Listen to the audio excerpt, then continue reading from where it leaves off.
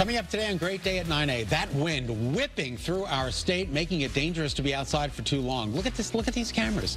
When we're going to see it die down on another First Alert weather day. And what a big-time data breach means for one of the apps that you use to keep track of your kids' school information.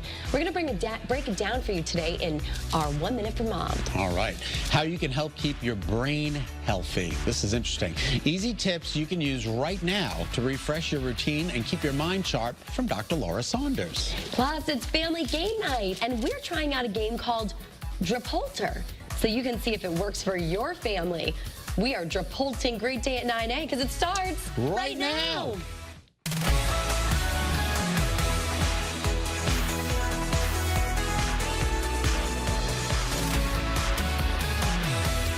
Welcome to Great Day at 9A on this Friday Eve. It is January 9th, 2025. January 9th. Can you believe it? No.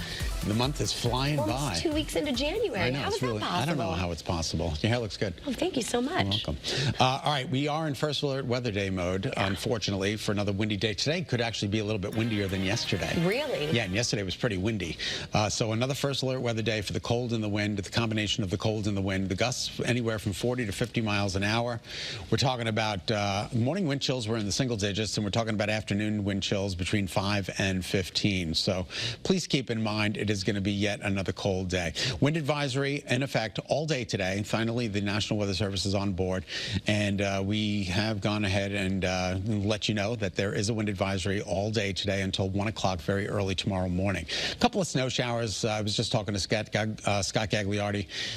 These are not really reaching the ground, so it's upper atmospheric moisture that kind of evaporates before it reaches the ground, so you don't have too much to worry about that. First Alert Futurecast, tomorrow's weather today keeps us high and dry.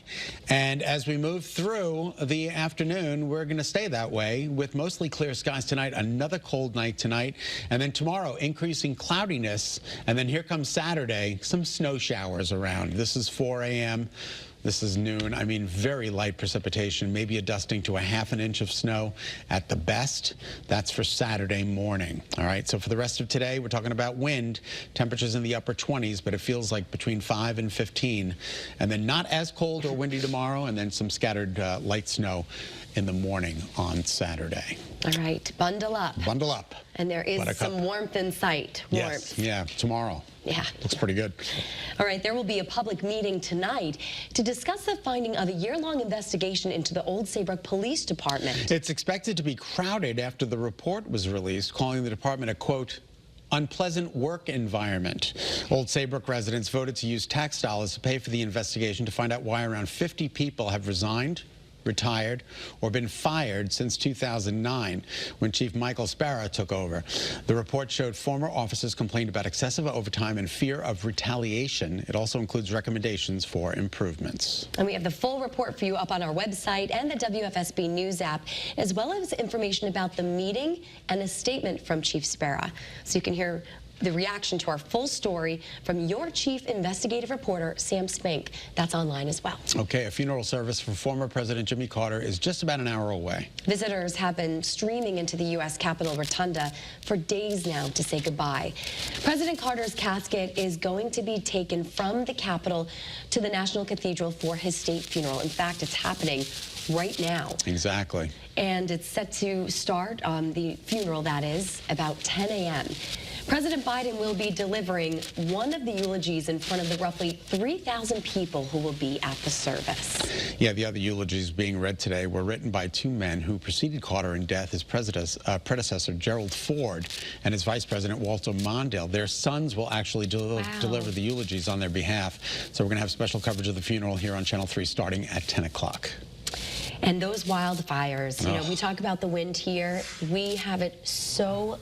We are so fortunate to be here with what they're up against out west. We know right now at least 5 people have been killed as these series of wildfires are just completely ravaging communities on the Pacific coast. Thousands of people have lost their homes, and around 130,000 people are under evacuation orders. Ferocious winds that drove the flames are expected to calm down today, and fire crews hope to make some progress. A fire spread into the Hollywood Hills last night, closer to the heart of Los Angeles. So far, nearly 2,000 structures have been destroyed. Keep a good thought for those folks. And of course, we're going to continue to bring you any new information on air and on the WFSB app. It's just absolutely horrible. It's like an apocalypse. It really is. That's what people are describing it as. And, you know, some people are saying, you know, we've seen so many communities in the U.S., and especially in the West Coast, you know, with the wildfires.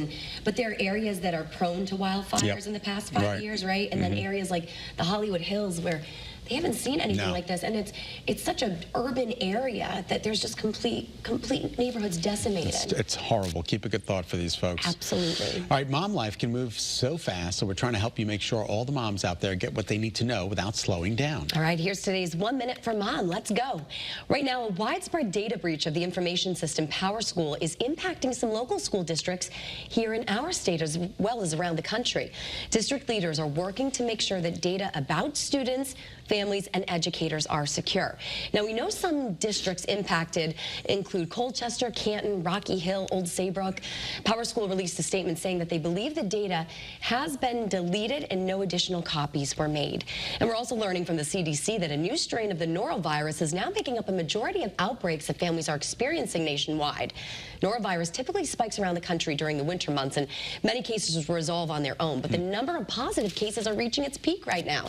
And the CDC says they also found this new strain of norovirus spreading on cruise ships. Lastly, if you're in the market for a new job, there's some good news. Experts say hiring typically picks up at the beginning of a new year, mainly because the new year means new budgets. And experts say it's a good time to make sure those resumes are updated so you can apply as soon as you see an opening. And that was your 1 Minute for Mom. Perfect timing. Love it. And coming up on Great Day at 9 a.m., how two local moms built a business all